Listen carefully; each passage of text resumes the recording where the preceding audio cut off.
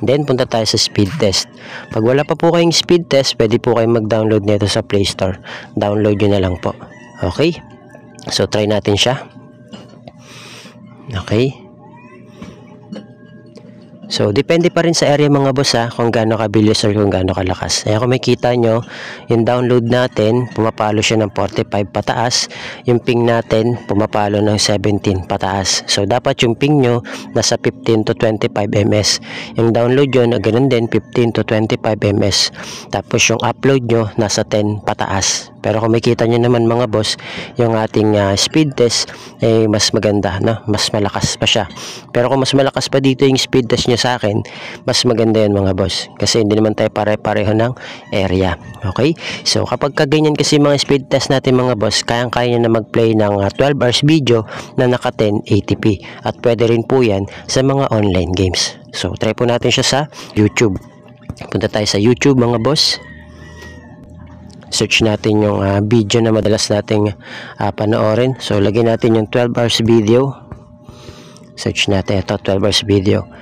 Ito yung madalas kong i-play mga boss. Hinaan ko lang para, yan, try natin. Kita nyo, nagpe-play naman kagad siya. Tatasan natin mga boss yung kanyang quality.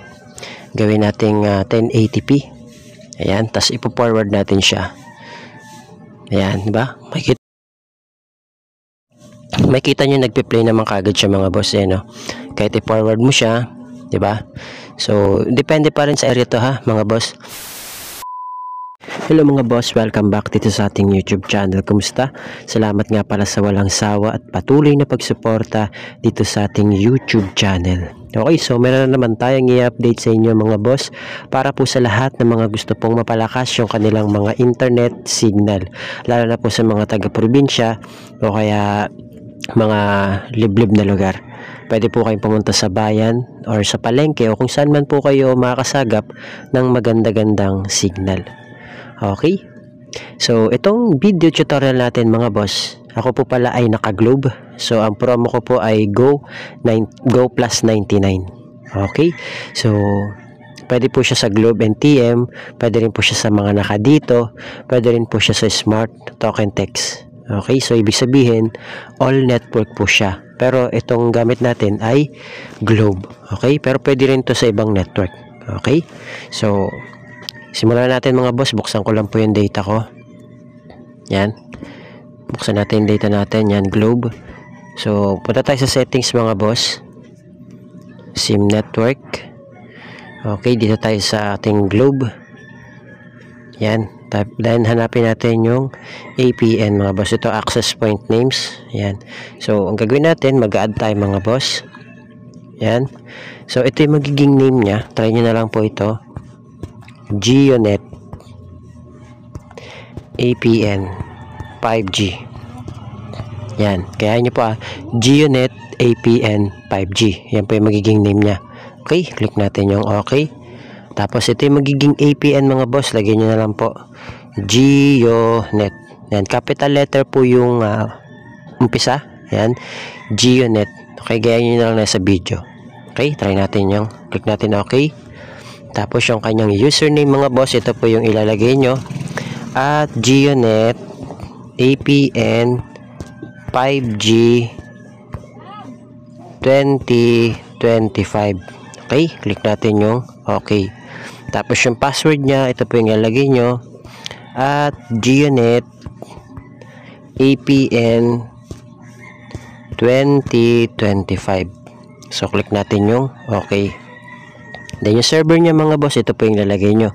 www.google.com. Okay? www.google.com. Click natin yung okay. Tapos dito tayo mga boss sa kanyang authentication type. Yung authentication type niya mga boss, naka PAP or PAP. Click natin yan. Kanyang APN type mga boss, ito po yung gagawin nyo. Lagay nyo lang po dyan default. Okay, may mga cellphone na kailangan i-type. Katulad nito sa akin, kailangan i-type. Meron namang mga cellphone na i-click na lang. Okay, so basta ang ilagay nyo dyan, APN type nya, naka-default. Click natin yung okay. Tapos yung kanyang APN protocol mga boss, ito lang po yung lalagay nyo. IPv4, IPv6. Click nyo po yan. Okay. Tapos yung kanyang APN roaming protocol mga boss, ito po, IPv4, IPv6. Click nyo yan. Then dito naman sa kanyang bearer mga boss, wala na po kayong ibang gagalawin. Okay? So unspecified na po siya. Bakit po? Para po yan sa mga naka 2G, 3G, 4G LTE o 5G.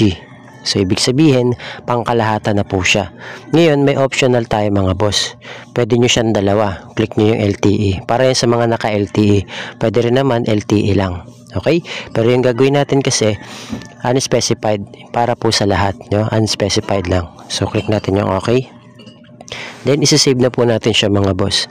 Ngayon kapag na-save na natin, i-click na po natin yung ginawa nating APN. Ayan, kung makita nyo, nilipat na po natin para siya na po yung maging default natin na APN. Ngayon ang gagawin natin, mag-airplane mode tayo mga boss ng kahit na 5 to 10 seconds. Or mas matagal, mas maganda para ma-refresh po yung inyong data. So, okay na yan.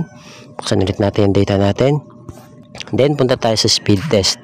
Pag wala pa po kayong speed test, pwede po kayong mag-download nito sa Play Store. Download nyo na lang po. Okay?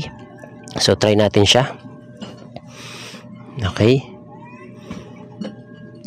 So, depende pa rin sa area mga boss ha, kung gaano kabilis or kung gaano kalakas. Ayan, kung makikita nyo, yung download natin, pumapalo siya ng 45 pataas. Yung ping natin, pumapalo ng 17 pataas. So, dapat yung ping nyo, nasa 15 to 25 ms. Yung download yun, ganun din, 15 to 25 ms. Tapos yung upload nyo, nasa 10 pataas. Pero kung makikita nyo naman mga boss, yung ating speed test ay mas maganda, no? Mas malakas pa siya. Pero kung mas malakas pa dito yung speed test nyo sa akin, mas maganda yun mga boss. Kasi hindi naman tayo pare-pareho ng area. Okay?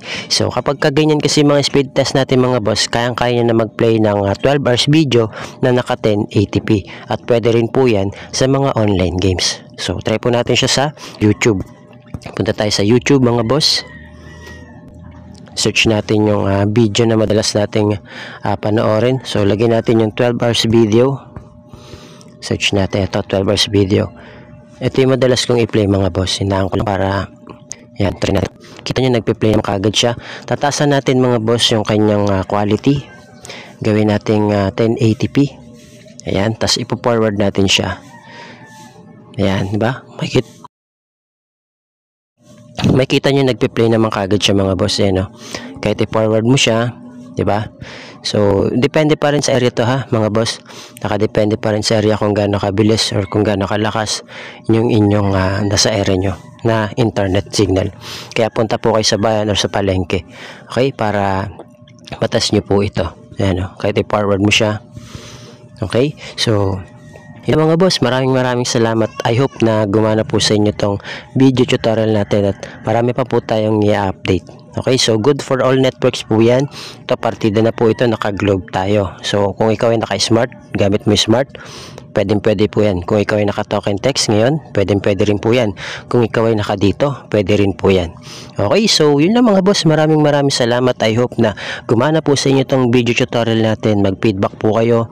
Okay, lalo na kung nag-online games kayo, try nyo po ito. Okay, so yun lang. Thank you, God bless. See you on my next video.